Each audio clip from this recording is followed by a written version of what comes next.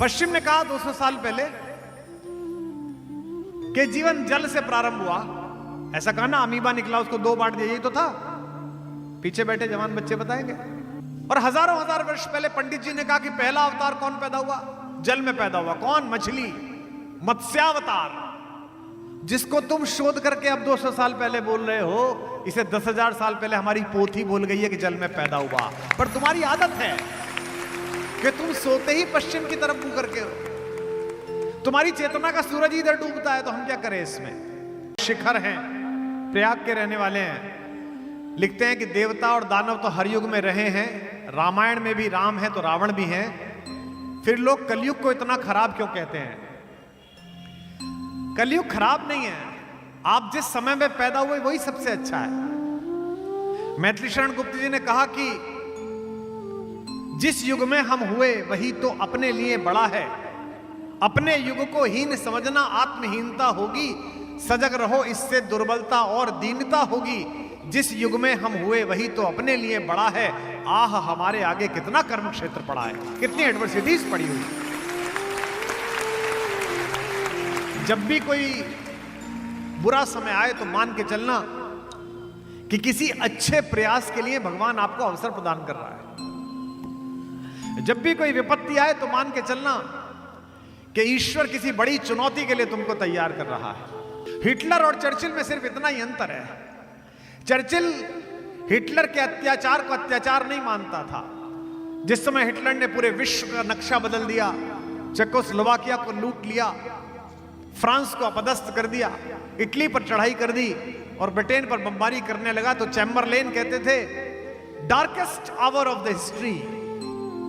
लेकिन चर्चिल पहली बार जब लंदन की पार्लियामेंट में बोला तो उसने कहा finest hour of the history. यह हमारे लिए सर्वोत्तम समय है कि हम इकट्ठे होंगे और इस अहंकारी की कलाई तोड़ के बताएंगे कि किसी की ताकत के सम्मुख हम झुकते नहीं हैं। यही सीखा जाता है, यही बात है। सियाह रात नहीं नाम लेती ढलने का। पीछे बैठे हुए मेरे छोटे भाई बहनों, विश्वविद्यालय की परीक्षा के समय, प्रीलिम्स में फेल होते समय, पहला अटेम्प्ट क्लियर ना होते समय, किसी एडमिशन में फेल होते समय, दुगनी मेहनत के साथ इसलिए जुड़ जाना कि सियाह रात नहीं नाम लेती ढलने का, यही तो वक्त है सूरज तेरे निकलने का। और ये देवता और दानवों की प्रक्रिया युगों के हिसाब से नहीं है। सतयुग में देवता और दानव एक साथ रहते थे।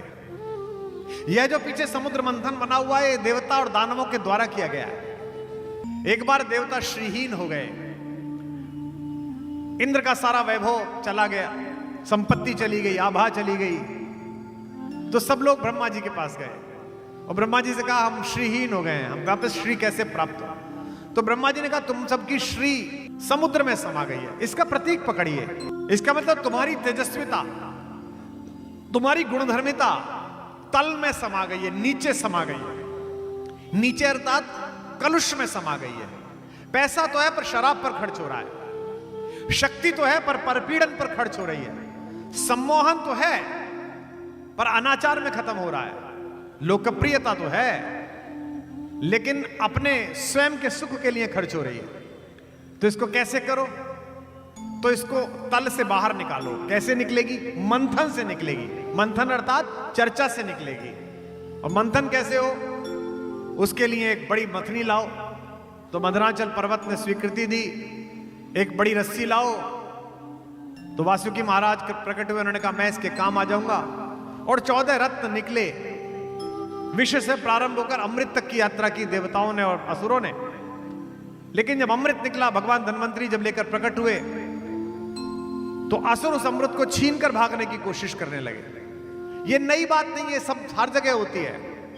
जब जब अमृत निकलता है, जब जब मंथन होता है और उससे कोई अमृत निकलता है, तो अक्सर असुर उसे लेकर भागने की कोशिश करते हैं। 47 में भी भारतीय स्वातंत्र का अमृत मंथन हुआ था। थोड़ा सा अमृत लेकर असुर दोनों तरफ भाग गए थे। कोई बात नहीं, थोड़े दिन में वापस आ जाएगा, मिल जाएगा, हम में ही समा जाएगा। हर बार होता है।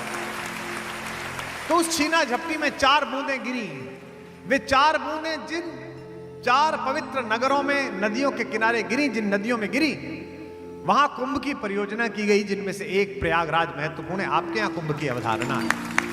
तो सतयुग में देवता और दानव एक साथ रहते थे। ये जिस बच्चे ने पूछा है, शिखर ने, जहां भी बैठा हो, ये जानना चाहता है कि कलयुग में क्या भक्ति प्रासंगिक है, कलयुग में मैं क्या करूं। ये तो कलयुग चल रहा है, सतयुग में भी कलयुग चल रहा था। देवता और दानव तब भी थे, एक साथ रहते थे।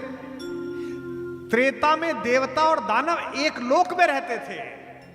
देवता अयोध्या में रहता था और दानव लंका में रहता था। सतयुग में देवता और दानव दो लोकों में रहते थे। त्रेता में एक ही पृथ्वी पर एक ही लोक में रहते थे। द्वापर में देवता और दानव एक घर में रहते थे। एक युधिष्ठिर बनकर रहता था, एक दुर्योधन बनकर रहता था। और कलयुग में देवता और दानव एक शरीर में रहते हैं, रावण बनकर रहते हैं, राम बनकर रहते हैं, इसी में रहते हैं। यह कठिन समय है कि तुम्हारे अंदर ही रावण है और तुम्हारे अंदर राम है, मेरे ही अंदर रावण है और मेरे ही अंदर राम है। हमारी चेतना में तीन अंश हैं, सात्विकता, राजसिकता और तामसिकता। मनुष्य पशु से बना है। ये डार्विन बोले जी, डार्विन कहता है। उनसे पूछो कि मनुष्य कैसे बना, इवोल्यूशन, वो सब जानवर से बना। हमारे पूर्वज कौन थे? बंदर थे। भाई साहब आपके होंगे, हमारे तो भगवान थे। पश्चिम ने कहा 200 साल पहले कि जीवन जल से प्रारंभ हुआ। ऐसा कहा ना, अमीबा निकला, उसको दो बांट दिया, यही तो था। पीछे बैठे जवान बच्चे बताएंगे। और हजारों हजार वर्ष पहले पंडित जी ने कहा कि पहला अवतार कौन पैदा हुआ? जल में पैदा हुआ। कौन? मछली, मत्स्यावतार। जिसको तुम शोध करके अब 200 साल पहले बोल रहे हो, इसे 10,000 साल पहले हमारी पोथी बोल गई है कि जल में पैदा हुआ। पर तुम्हारी आदत है कि तुम सोते ही पश्चिम की तरफ मुंह करके हो। तुम्हारी चेतना का सूरज इधर डूबता है, तो हम क्या करें इसमें? सबसे पहला अवतार मत्स्यावतार हुआ। राजा मनु एक दिन नहाने के लिए गए इसी सरयू नदी में। वहां जब कमंडल से पानी भर के ला रहे थे, उसमें मछली आ गई। महाराज मनु ने देखा कि मछली आ गई है। महाराज ने कहा कमंडल में चोटी पड़ जाएगी। महाराज ने अनुचरों से कहा कि एक बड़ी थाली ले आओ भाई, मछली को इसमें छोड़ देते, थोड़ा ज्यादा पानी रहेगा। थाली को मछली में छोड़ा तो मछली फैल गई, थाली के आकार की होती। अब क्या करें? महल में जो तालाब था छोटा सा, उसमें छोड़ा तो तालाब के आकार की सिमट गई। अब ये भी मुश्किल हो गई, लाके दोबारा सरयू जी में छोड़ा तो मछली है क्या कर लुप्त हो गई कि राजन इतने दिन में प्रलय आने वाली है, बहुत महत्वपूर्ण चीजों को लेकर वहां चले जाओ। वे मनु बचे, वैवस्वत मनु, उनसे ही हम पैदा हुए, इसलिए हम मानव कहलाते हैं। मनु की संतान है, मानव कहलाते हैं हम लोग। और इसीलिए हमारा मूल स्थान अयोध्या जी है। आपसे कोई पूछे आप कहां के रहने वाले हो, मैं तो हंडिया का रहने वाला हूं जी। आप कहां के रहने वाले? हमारे पूर्वज प्रतापगढ़ के थे। सदा ये कहना मूल निवासी कहां के हो? मूल निवासी अयोध्या का हूं जी, पिछली 10-20 पीढ़ी से यहां रह रहे हैं। मूल निवासी हम सब अयोध्या के ही हैं, वहीं से निकली है पूरी सात्विकता। यह जो मनुष्य की यात्रा है, जो मत्स्यावतार से प्रारंभ हुई और राम अवतार तक आई, कृष्णावतार तक आई, और कल की भगवान की प्रतीक्षा में पूरा कलयुग खड़ा हुआ है, इसमें आध्यात्मिकता की अत्यंत आवश्यकता है, जो कि तामसिकता ज्यादा हावी हो रही है। मनुष्य के अंदर तमस पक्ष ज्यादा बढ़ रहा है, इसलिए आध्यात्मिकता की ज्यादा आवश्यकता है।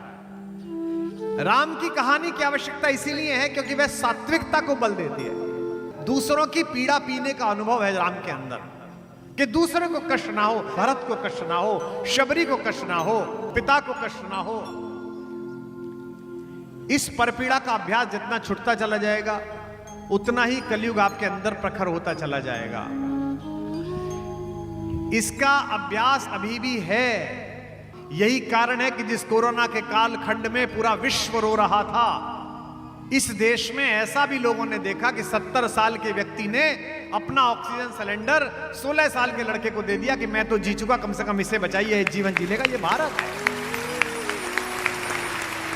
यह जो दूसरे के करने के लिए उत्सव है।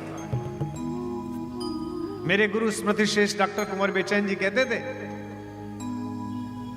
गमों की आंच पर आंसू उबाल कर देखो, बनेंगे रंग किसी पर तो डाल कर देखो, तुम्हारे दिल की चुभन भी जरूर कम होगी, किसी के पांव का कांटा निकाल कर देगा।